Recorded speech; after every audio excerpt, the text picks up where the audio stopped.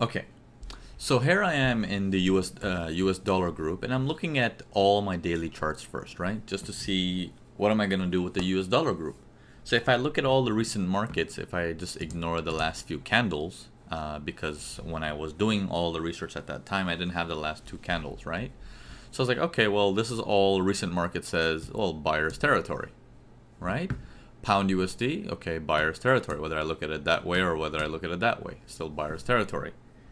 Okay, Aussie USD, same thing. The last buyer's territory was here. Since then, no higher high, no higher high, no higher high, blah, blah, blah. You get the point. New Zealand USD, buyer's territory. USD CAD, we got seller's territory. Okay, it's like that. Okay, no lower low since, no lower low since. This high was a faker. Okay. If you don't understand that, return to spikes and stuff like that in the MPA course, the Mastering Price Action course. So that's a faker up there, that little spike. And then the US dollar Japanese yen, looking at it for the recent markets, it's like, okay, well, if I look at just the last few candles, I don't see any breaks anywhere. So the closest break I see, or breach I see, is there. So if that's the closest breach, then I'm just going to assume that, well, that's my recent seller's territory. And I'm in a little range there. So I was like, whoa, okay, US dollar across the board is saying weak.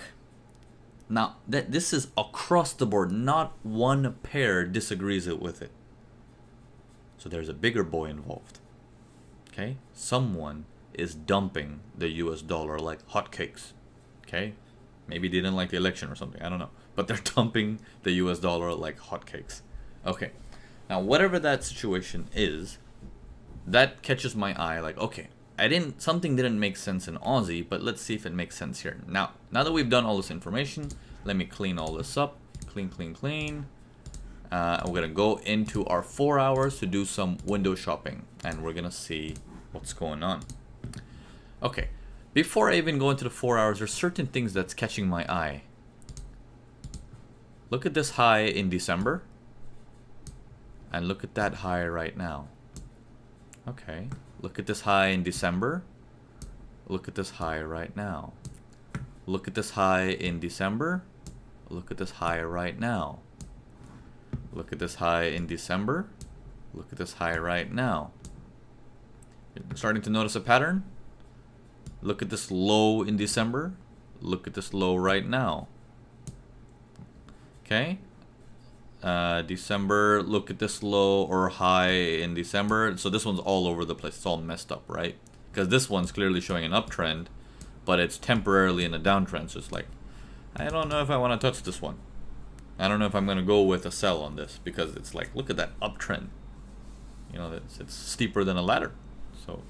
So we're going to leave this one out, and we're down to 5 pairs that we like. And of course, if you have Swiss franc, you're down to 6 pairs, and I'm sure Swiss franc would probably say the same thing too. Now, nothing so important to it, but it's something just catches my eye. Okay, let's still go to the 4 hours and do our window shopping there. We're into our 4 hours, and in our 4 hours, if I scroll back to, if I remove the last few days of trading, and I'm like, okay, this is the flow I see for Euro USD. Smoothish, working its way up. Okay, nice and smooth. Pound USD, if I remove the last couple of days. Okay, Pound USD, it started from a downtrend, which broke, and then it started going aggressive uptrend. Okay, Aussie USD, if I remove the last couple of days, smooth uptrend as well, but steeper inclines.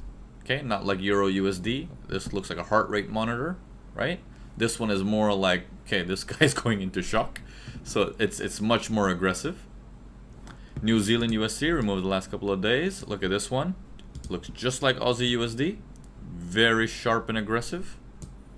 And an upward flow. USD CAD, remove the last couple of days. It's like, okay, well, downtrend, but what in the world is this? And then downtrend again. It's like, what? What is that? Okay, USD yen, do the same thing. aggressive downward flow. Okay, looks very similar to Euro USD. So what I did was Euro USD, me no like. He's a runner-up. Okay, he's like my second option, my fallback. It's like that kid that you don't think is gonna make it to university. Okay, fallback option. He might take care of us when we get old. Okay, so that's the fallback option. He's the other fallback option. And then here's the performers. Aussie USD, performer. New Zealand USD, performer. Now, Pound USD, we don't know why it changed direction suddenly, but we see it on the daily. We get some ideas. So we're like, Pound USD, back burner. Don't like it so much. USD CAD, what in the world is that extra spike up? Back burner. Don't like it so much. USD Yen and Euro USD, same thing. They're all runner-ups. Now, our first choices being Aussie USD, nice and aggressive. New Zealand USD, nice and aggressive. Now, why in the world did I choose Aussie USD and not New Zealand USD? Well, what made me pick Aussie USD is because Aussie USD also had Aussie Strong in it. Okay, I could have picked New Zealand USD as well, but Aussie USD also had some strength in it. So that made me incline more towards it. Now, the final stage of all this stuff is show me the patterns working together. So when we see the pullbacks happening, okay, here is the pullbacks on from here to here. I'm going to circle it. There's Euro USD. Okay, Pound USD pullbacks. It's there. Aussie USD pullback. There. Okay. New Zealand USD pullback. It's there. Now, notice Pound USD pullback. More, it's dropping further and further, making lower low sequences. Okay, here, low, crossed, low, crossed, low. Euro USD sequence, low, crossed, low, crossed, low. Okay, Aussie USD sequence, low, crossed, low, and then no lower low, and then higher low. Okay, interesting. New Zealand USD, no low, even on the first try, and the second low is already a higher low. It's like, whoa, that looks interesting. So if New Zealand USD looks better than Aussie USD, why did I still pick Aussie USD? Because New Zealand USD didn't have the one factor that makes traders money. It didn't have sellers strong enough to show me the world is thinking it's a sell. At what point are support and resistance damaged? We got a small support resistance breach here, where if the world is, let me clean this up so you guys can see it. See, they've got a small support resistance here when it went higher, right? But then when it breached down to the low, how many people do you think actually look at that like, oh my god, that's gotta be a sell, man. I'm telling you, that's gotta be a sell. But all this is visible as well. So it's like, is that really a sell? It's not really changing the flow of people's behavior. Now, Aussie USD on the other hand, if I do the same thing, if I take this flow and then this big red candle starts coming in, boom, support resistance broken. And then it pulls back slowly, and then another one single candle, boom. This creates greed in the market. I need to sell this, otherwise my Ferrari is going to be missing. I have to do this. This is good for business for us. You have to understand this. This is the one thing that makes traders money. You need the opposite party. If you do not have the opposite party, then you're working with a buy that might spike down first before going up, because the buyers don't have enough sellers in there to take their money. Okay? So I hope this logic makes sense on how I ended up picking Aussie USD from this. So finally ended up closing it earlier today. Just posted it up. So this particular trade gave me $1,000 more or less.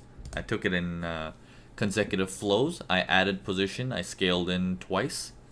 This is my original entry down here. And then I entered in one more time. I scaled in for another position, and I scaled in one more time right here as well. Take profits just happened on this green bar that flew up. Okay, that was my expectation of the highest point. I drew my purple lines of the range much earlier, but I went out for dinner at this time. And by the time I came back, it smacked right back down. I was like, oh, great. Once it smacks back down, that means this purple line is still holding. So we got a whole new, it's going to take some time. Now, if you understand it's going to take some time, you can sit through it, or you can play a smaller time frame and start scaling in, which I did. You know, I started playing more 4-hour 60s, and I started adding positions because it's going to take its time. So we'll get into all these little details of what more am I thinking about when I'm looking at trades in the upcoming courses. Like even stuff like, how do I scale in? Why do I scale in? And how do I protect myself when I do scale in? So stuff like that. And how do I scale out? There's a scale out process as well. When can I move my stops? All these things. So we're gonna end correlation right here. There's gonna be towards the end, when we do putting it all together and everything, the roadmap and all that stuff, we're gonna put in some examples where we're gonna go through how everything fits into a piece. Then we're gonna bring in correlation. We're gonna bring in the trade. We're gonna bring in everything piece by piece and put it together. And that's when you're gonna see how every piece of the puzzle is very important. This, you know, as much as it breaks my heart to release the courses for you slowly, you cannot understand how valuable it is to release it slowly and not all at once and give you an information overload. You have to take one piece at a time and master it. Otherwise, it's like me handing you over the Batman belt and saying, good luck. I can't do that. You won't know which tool to use when. You must learn how to use one tool perfectly. Master the hammer. Once you're done with that, then you master the wrench. Then once you're done with that, you master the screwdriver. Once you're done with that, you master the Allen key, you know, that stuff that comes with IKEA. And then comes the toolbox at the end. And then when you're looking at a trade or a situation, when you open that toolbox, you know which piece to pull out. Because, you know how to use all of them. Okay? So you really need to understand what I'm trying to do here. What I'm trying to do here is walking you through piece by piece by piece. Digest the information. Practice it. You have weeks to practice it. And then ask questions if there's any concerns. You're also in the elite community by now. Ask us questions there. You know, so we can help you out over there as well. But going forward, everything that you're doing is going to be stronger and better and more powerful. If you look back, if I tell you to look back right now on where you were before even you started MPA, the Mastering Price Action course, you're going to be looking at the market in a whole different manner. And I'm pretty certain of that.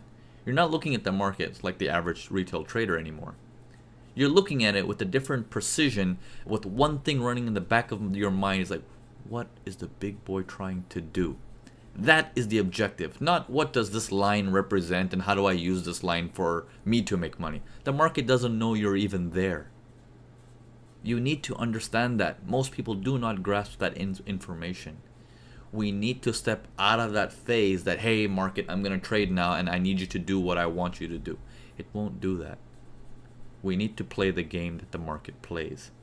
And once we master that game, then things not only get easier, but they become fun.